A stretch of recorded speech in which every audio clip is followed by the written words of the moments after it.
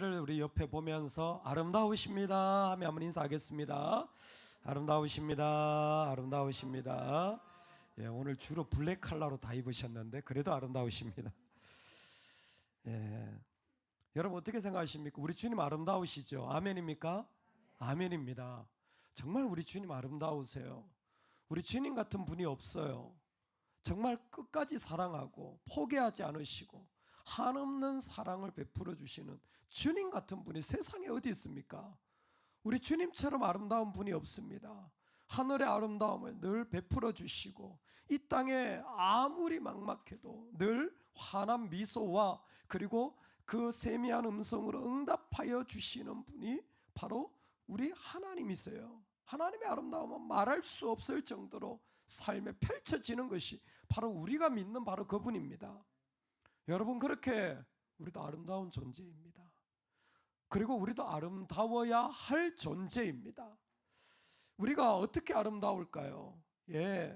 뭐 외모도 그럴 수 있겠고 살아가는 삶의 향기도 그럴 수 있겠죠. 근데 베드로는 우리가 아름다운 모습이 언제 드러나냐면 정말 사람들이 박수 칠 때가 아니라 그 사람이 정말 아름다운 그 모습이 진면목이 드러나는 때가 언제냐면 부당하게 대우당할 때, 억울한 일을 당할 때, 심한 고난을 당할 때 그 사람의 아름다움이 그때 드러난다라는 거예요. 진짜 어려운 일을 당하고 이해할 수 없는, 정말 상상할 수 없는 일들을 받아서 도무지 내가 생각으로는 납득이 안 되는 일을 당할 때 주님의 사람들은 그 사람의 진면목이 드러나는 거예요. 나를 좋아하는 사람에게 다 아름답죠. 그렇지 않습니까? 나하고 마음이 맞는 사람이야 다 아름답죠. 그 사람하고 지내는데 무슨 어려움이 있겠어요? 우리가 얼마든지 제자리 줄 수 있죠. 근데 어떤 사람? 까다로운 사람, 골치 아픈 사람. 웃으시는 분들은 집에서 생각나시는 분들이 있나 보죠. 도무지 납득이 안 되는 그런 사람, 그런 상황에 처했을 때 아름다움이 드러나는 분이 있어요. 어떤 집사님이 장인 어른이 돌아가시는 모습을 옆에서 쭉 지켜봐. 근데 아무리 믿음이 좋다고 해도 육체의 고통이 마지막에 재어오는 그 아파하는 모습을 보면서 집사님이시니까 죄의 결과가 이렇게 참혹하구나, 마지막까지 이렇게 한 영혼을 힘들게 하시는구나 라고 마음이 너무 힘들고 아프더래요. 근데 그 장인 어르신이 마지막에 손짓을 하면서 좀 힘을 다해가지고 그 사위에게 그랬대요. 귀에다 대고 호흡기 좀 빼라. 이걸 아마 산소가 이제 자가 호흡이 안 되니까 코도 있지만 이렇게 입에다 했나 봐요. 이거 좀 빼달라. 그래서 일단 코로는 들어가니까 좀 빼드렸어요. 그랬더니 어디서 그런 힘이 나왔는지 마지막 임종 직전이신 것 같은, 완전히 널브러져 계신데 병은 깊었고, 근데 팔과 다리에 힘을 주시더니 무릎을 꿇고 기도하시더라는 거예요. 교회를 위해서 간절히 기도하시더니 그리고는 누우시고 한 3시간 정도 주무시는 듯 하더니 돌아가시더라는 거예요. 죽음의 고통도 보았지만 죽음을 이기는 영광도 보았다는 거예요. 예수 그리스도가 승리하시는 장면도 자신은 똑똑히 보았기 때문에 분명히 주님이 살아계시고 주님이 죄 가운데 이기시는 분이라는 것을 자신은 분명히 간증할 수밖에 없다는 거예요. 왜? 내가 봤기 때문에. 어떻게 사람의 힘으로 이게 가능한가? 전혀 불가능한데, 아무리 건강한 사람이라도 쉽지 않을 텐데 마지막 그 시간에 어떻게 이런 일이 가능한가? 하나님의 아름다움이 가장 힘든 그 순간에 드러나는 것입니다. 누구에게? 그리스도인들이 가지고 있는 비밀이, 우리가요 이렇게 정말 찬양하는 것들을 잘해야 돼요. 예배하는 것 제대로 예배해야 돼요. 왜? 이것이 진정으로 되어지면요, 어떤 극심한 일들이 다가온다고 할지라도 아무리 박수 안 쳐도요, 내가 그 속에서 주님 때문에 온 마음으로 그분을 노래하고 찬양하는 일들을 그 가운데 선포하는 겁니다. 사환들아, 사환들아. 우리나라 말은 참 듣기가 좋아요. 사환들아. 그런데 원래적인 의미를 좀 보태서 얘기하면 이 종놈들아 들어라 라고 말씀하시는 것이 베드로의 메시지인 거예요. Slaves, 노예들아, 범사에 두려워함으로 주인들에게 순종하되 선하고 관용하는 자들에게만 아니라 또한 까다로운 자들에게도 그리하라. 하나님의 백성이 이제 살아간다면 선한 일을 해야 되는데 하나님이 부르신 자리에 서야 되는 거예요. 여러분, 그런데 하나님의 그 부르신 자리가 어떤 자리냐면 이 땅에서 바로 그분의 아름다움을 드러내는 그 자리로 우리를 초대하시는 거예요. 근데 누구를 부르냐면 그 가운데 첫 번째 대상이 종들이에요. 노예들이에요. 사환들입니다.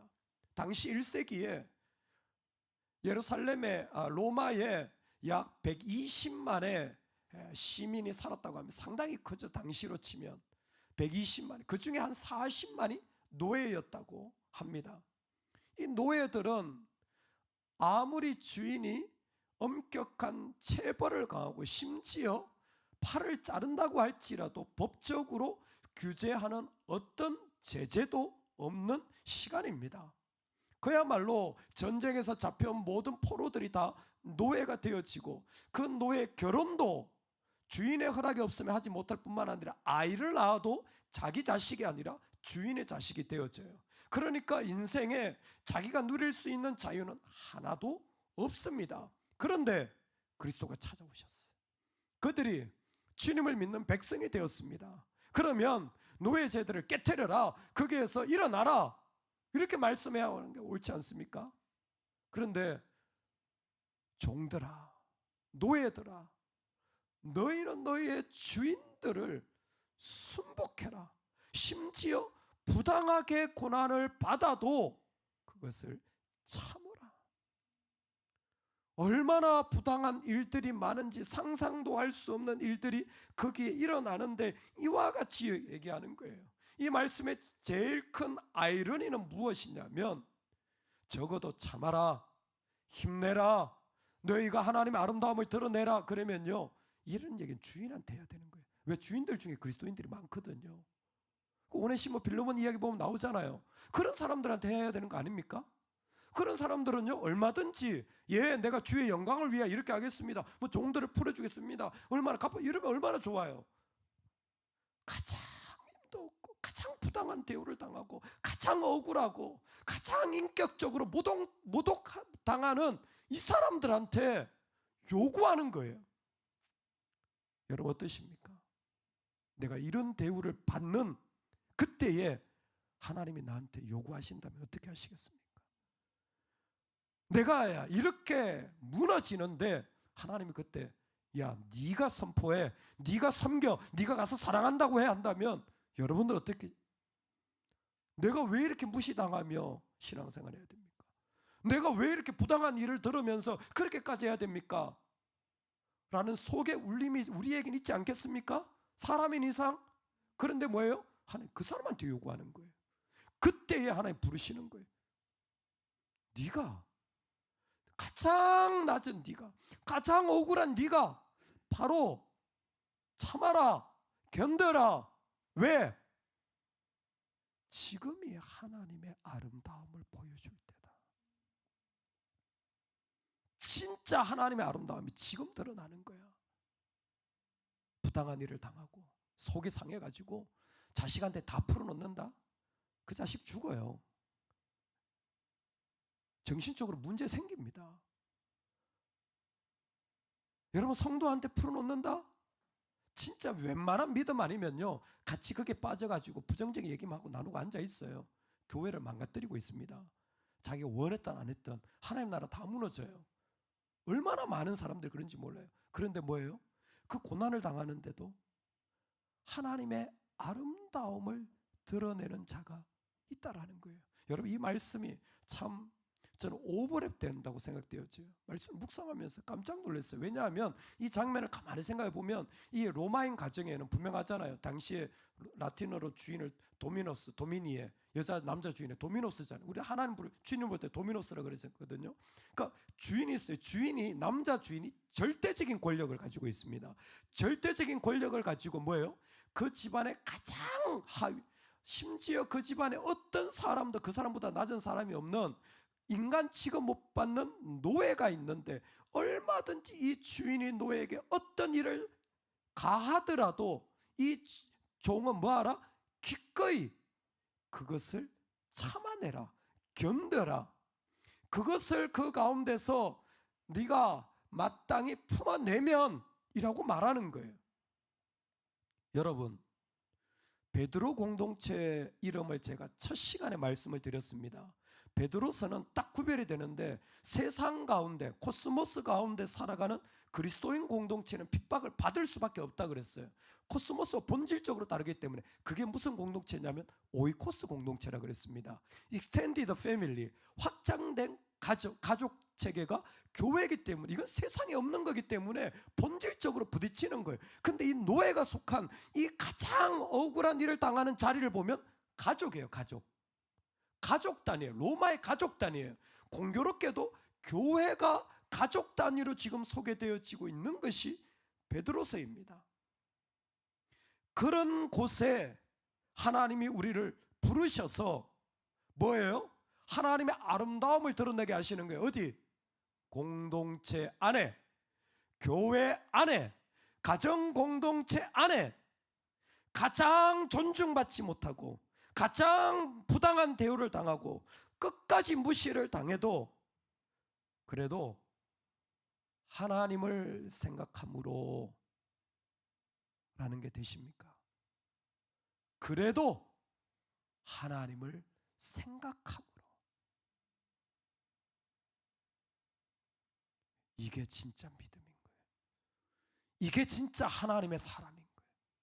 그냥 좋을 때 정 가다가 부당한 일 당하면 슬그머니 사라지거나 아니면 그게 모든 독들이 나오는 게 아니라 하나님을 생각함으로. 너무 아름다운 단어예요. 하나님을 생각함으로. 아마 시편에서 묵상했다면 정말 하나님의 놀라움을 감탄하는 거겠죠. 근데 여기에 하나님을 생각함으로 라는 것이 무엇이냐면 그 힘들 때에 이 사람은 헌신하는 거예요. 어디에? 하나님께 헌신하는 거예요. 그래서 하나님을 향한 자기 헌신을 바로 하나님을 생각함으로. 이런 말을 들을 때 여러분 그 말에 헌신하지 마시기 바랍니다. 내가 이런 대우를 받을 때 그 대우에 헌신하지 마시기 바랍니다. 이런 사람들의 모습에 헌신하지 마시기 바랍니다. 차갑고 얼음장 같은 말들에 헌신하지 마시기 바랍니다. 우리는 주님께 헌신합시다. 할렐루야. 내 생각과 마음을 주님께 헌신하는 거예요. 나는 주님을 생각함으로. 그 주님을 생각하는 그 사람의 모습이 뭐예요? 아름다운 거예요. 그 사람의 모습이 아름다운 주님의 모습이 되어지는 겁니다. 어떤 모습? 십자가의 고난을 받으신 모습이에요. 그래서 은혜가 있는 사람은 어떤 사람이냐면 바로 정말 어려운데도 불구하고 자기를 하나님께 헌신하는 사람이 은혜가 있는 사람이에요. 은혜가 있는 사람은 아무리 무슨 말을 들어도 여전히 자기를 하나님께 헌신하는, 그러니까 그 마음에 그리스도의 모습이 사라지질 않는 그 사람이 은혜가 있는 사람이에요. 아름답다 그랬잖아요. 아름답다라는 말이 사실은 카리스예요. 카리스가 은혜거든요. 은혜롭다라는 말을, 하나님의 은혜로우심, 그걸 지금 베드로는 얘기하고 싶으신 거예요. 주님 우리한테 보여주고 싶은 거예요. 이 땅에 정말 은혜로운 사람이 있는 거예요. 뭐든지 다 들어주는 사람이 아니라 그 상황, 노예의 자리 같은 곳에 있어도 뭐예요? 자기를 주님께 헌신하는 거예요. 그 말을 듣고도 나는 주님께 나를 내어드리는 거예요. 주님, 당신이 뜻대로 했어요. 당신이 원하는 대로 왔어요. 그 자리에 서서 하나님 앞에 나아가는 그 자리를 주님은 우리를 초대하고 계십니다.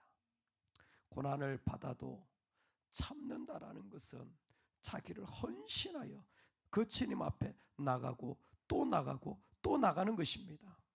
그러므로 우리가 가지는 이 땅에서 다른 것이 아니라 정말 그리스도가 우리에게 보여주신 모습대로 걸어가는 그 삶의 자리를 통하여 우리는 주님의 영광을 이 땅 가운데 누리게 되는 줄로 믿습니다.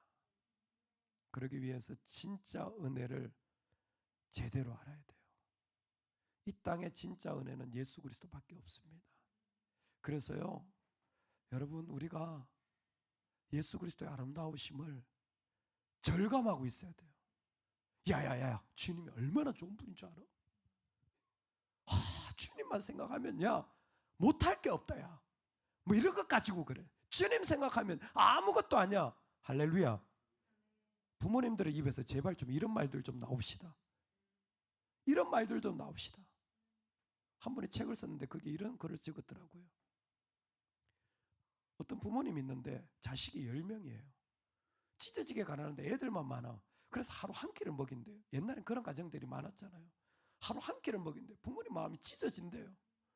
하루 한 끼밖에 못 먹는 자식을 보면서 마음이 너무 아픈 거예요. 뭐 옷은 말할 것도 없고, 근데 어느 날 집에 도둑이 들어가지고 있는 것까지 싹 가져가 버렸대요. 세상에 없는 사람 더 힘든 거죠. 그런데 어느 날 누군가 와서 이런 부탁을 한다는 거죠. 그 추운 겨울, 예전에 영하 30도까지 내려갔잖아요.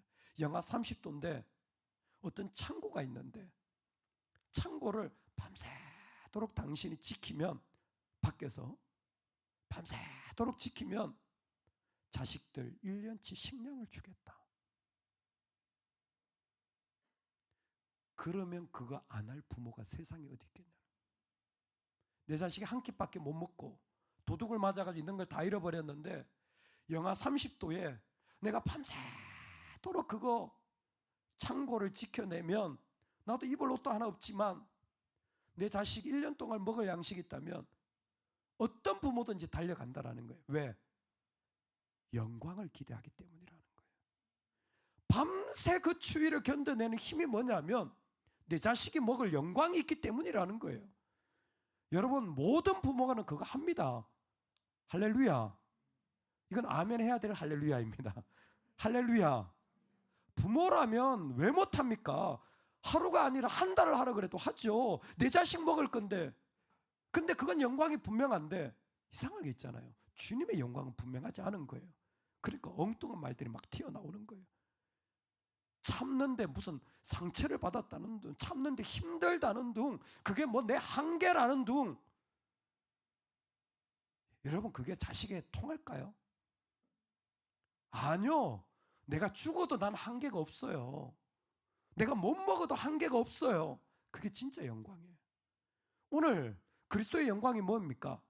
앞에 있는 하나님 주신 영광을 위하여, 눈앞에 있는 영광을 위하여 오늘을 십자가를 참아내시는 분이 주님이셨잖아요. 그러면 우리에게도 진짜 내가 주님께 헌신하려면 가장 필요한 게 뭐냐면 진짜 그리스도의 영광이고, 오늘 그것을 그리스도의 본이라고 했습니다.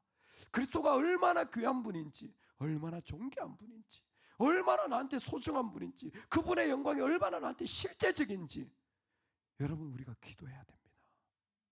그거 꼭 붙잡아야 돼요.